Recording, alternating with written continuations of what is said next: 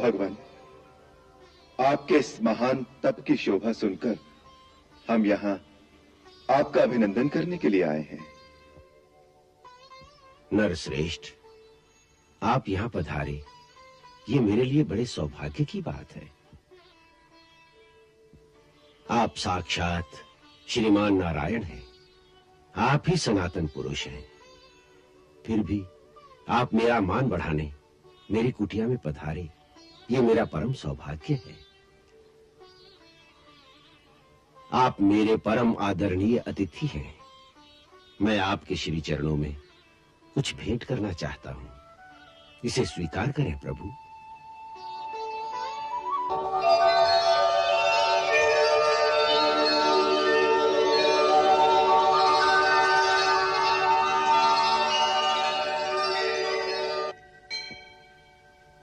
सौम्य, ये स्वयं विश्वकर्मा के हाथ का बनाया हुआ आभूषण है, जो अपने दिव्य रूप और तेज से प्रकाशित हो रहा है। इस धरती पर इसे धारण करने में केवल आप ही समर्थ हैं। आप इसे विधिपूर्वक ग्रहण करें। भगवान, क्षत्रिय के लिए दान लेना निंदनीय है। मैं ये भेंट कैसे स्वीकार कर सकता हूं?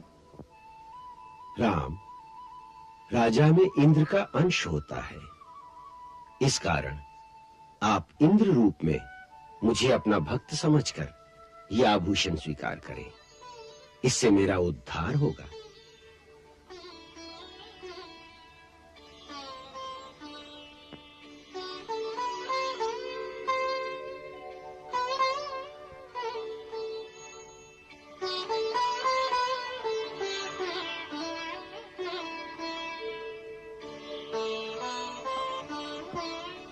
ये आभूषण आपके वंश में आपके पुत्र पौत्रों की शोभा बढ़ाता रहेगा। मेरे पुत्र पौत्रों की? अवश्य। राम, लक्ष्मण को सुमंत्र ने जो दुर्वासा मुनि की भविष्यवाणी वाली बात सुनाई थी, वो सत्य है। तुम्हारे 2 पुत्र परम प्रतापी और महातेजस्वी होंगे।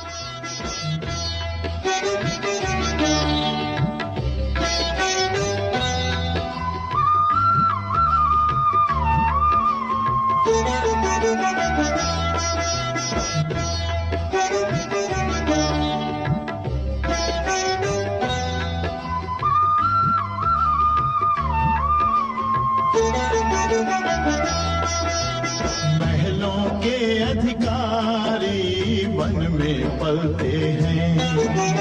महलों के अधिकारी वन में पलते हैं। भाग्य में लिखे लेख, भाग्य में लिखे लेख न मिटते हैं न बदलते हैं। महलों के अधिकारी वन में पलते हैं। महलों के अधिकारी वन में पलते हैं।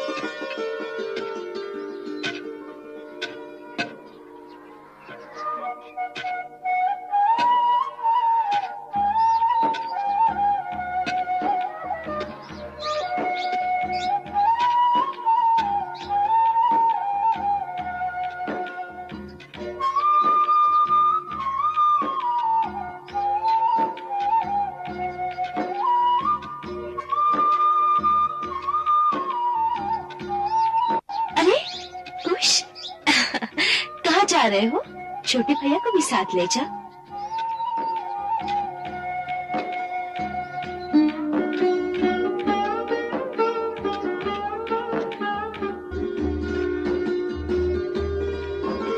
आओ दोनों मेरे पास आ जाओ।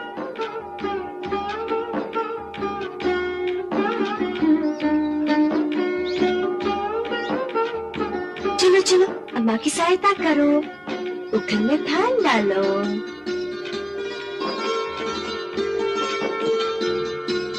हाँ ऐसे, इस प्रकार उखल में धान कूटेंगे, फिर चावल निकलेंगे, खीर बनाएंगे।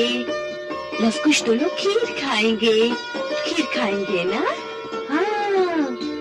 अरे इतना नहीं, फिर माँ कैसे कूटेगी? हाँ बस थोड़ा थोड़ा। हाँ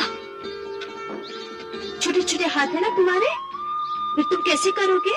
अब जाओ बेटा, जाओ हाथी के साथ जाकर खेलो।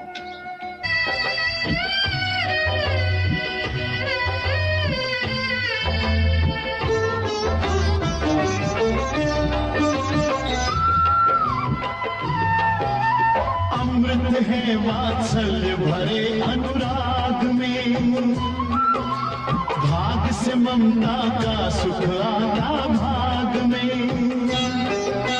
जीवन में रंग भरते अंधियारे सदा, सोना कुंदन होता तप कर आग में। लालन पालन में सिया के दिन रात निकलते हैं। महलों के अधिकारी वन में पलते हैं।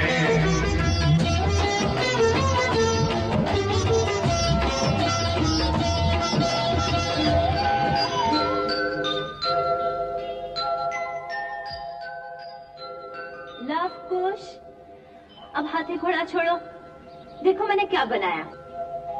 धनुष बाण, आजा आजा जल्दी आजा। अब देखो धनुष बाण कैसे चलाते हैं। देखो मैं तुमको दिखाती हूँ। ये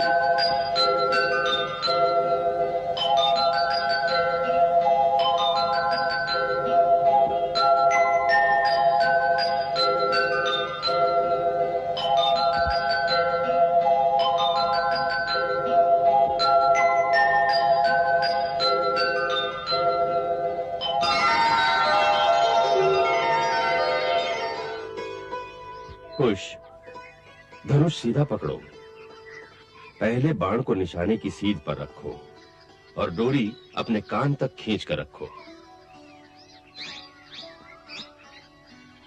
ऐसे? हाँ, फिर अपनी दृष्टि निशाने पर स्थिर करो। जहां बाण लगेगा उस स्थान पर अपने ध्यान को केंद्रित करो।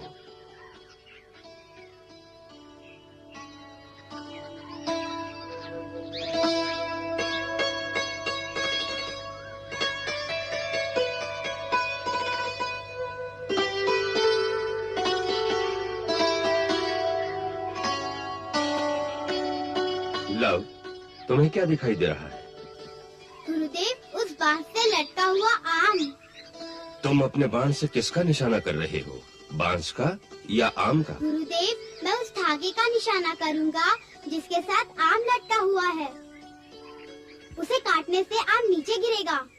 अति सुंदर, तुम सचमुच धनुर्धारी हो। अगर धागा काटना है तो तुम्हें ना बांस दिखना चाहिए ना आम दिखाई देना चाहिए, तुम्हें केवल धागा ही दिखाई देना चाहिए। अच्छा गुरुदेव। अब अपने अपने आम के धागों पर अपनी दृष्टि केंद्रित करो और जब तुम्हें कुछ न दिखाई दे, केवल धागा ही दिखाई दे, तभी अपने अपने बाण छोड़ना।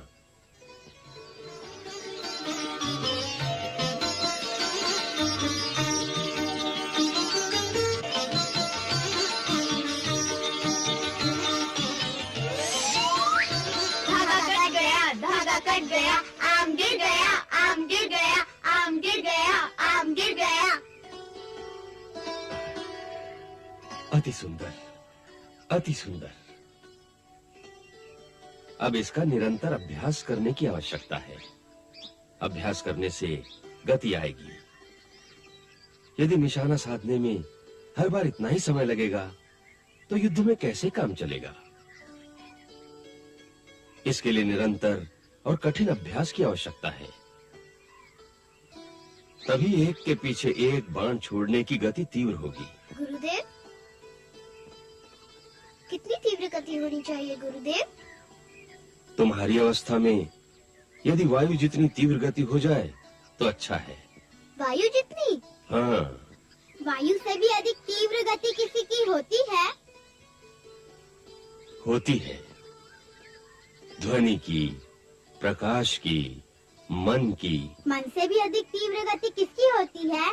वो सब समय आने पर मैं तुम्हें समझा दूंगा, परंतु अभी वायु जितनी तीव्र गति तो प्राप्त कर लो। हाँ, वायु जितनी तीव्र गति। हाँ माताजी, इतना अभ्यास होने के पश्चात तो गुरुजी और भी तीव्र गति बताएंगे। और भी तीव्र? हाँ, गुरुदेव कहते हैं ध्वनि की गति वायु से भी तीव्र होती है, फिर प्रकाश की गति तो उससे भी तीव्र होती है, उससे भी तीव्र होती है मन की गति, उससे भी तीव्र होती है। मन से तीव्र गति तो किसी की होती ही नहीं, गुरुजी ने बताया ही नहीं। माताजी, मन से तीव्र गति तो किसी की नहीं होती ना? होती है। किसकी? भगवान की। हाँ, भगवान की। देखा, भगवान की गति तो सबसे तीव्र होगी ना? हाँ। आप भगवान को जानती हैं क्या? आपको कैसे पता है? मुझे तो गुरुदेव ने बताया। हाँ, गुरुदेव ने बताया होगा। वो भगवान को जानते हैं। वो कहते हैं आजकल भगवान धरती पर आए हुए हैं। अच्छा? हाँ माताजी, अयोध्या में श्री राम है ना? गुरुदेव कहते हैं वो भगवान का अवतार है। गुरुजी कहते हैं उन्होंने भगवान की कथा लिखी है, रामायण। और जब बड़े होंगे तो हमको संगीत के साथ पढ़ाएंगे। माताजी, क्या भगवान जी अयोध्या में रहते हैं? हाँ, ये सत्य है। आप उन्हें जानती हैं?